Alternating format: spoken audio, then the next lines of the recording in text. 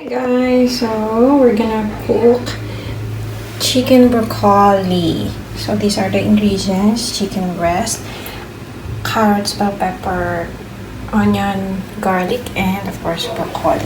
So for the chicken breast, we have to put corn flour, salt, and pepper before frying it just to seal the flavor. Now I'm gonna prepare the sauce. So I'm gonna teach you a trick, guys, a technique how to make the sauce. Yung walang tansya-tansya.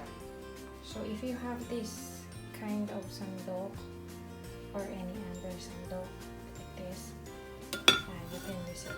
Put 2 of this of soy sauce and 1 oyster sauce. So I put a lot because my family loves sabaw. So after that, I will put 1 cup of water. So let me show you. This the soy sauce. Okay. And this is the oyster sauce. Isa niyan. You don't need ginisa mix or any chicken nor chicken for this chicken broccoli. All you need is toyo and soy sauce, and then 1 cup of water. Okay, mix it up. And then put 1 cup of water. Alright, that will be our sauce later. For now, we will fry the chicken breast. And we put the corn flour. After putting pepper and salt. And then I'm gonna fry it. Okay. Ayan, init na. Pwede na natin i-apply ang chicken. Isa-isa na. So, parang gising. So, hindi na natin yung guys kasi it's chicken breast. Titigas siya pag overcook. So, I'll show you later.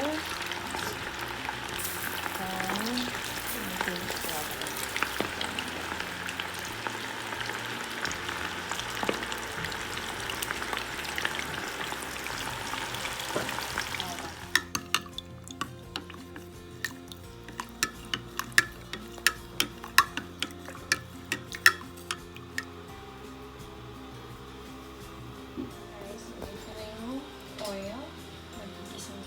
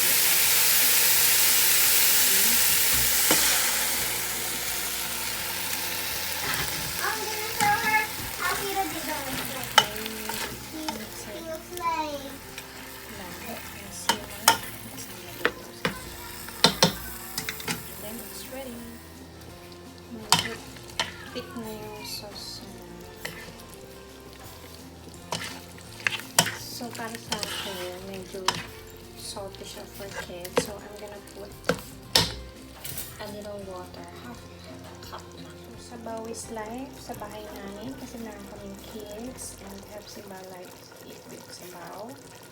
So, I'll put a little more. And this is for a few minutes. Actually, 1 minute. Ready na ang chicken broccoli. This is my chicken broccoli. It's healthy for kids. And to use chicken breast. Okay, let's eat it with rice. Thank you for watching, guys. You must try.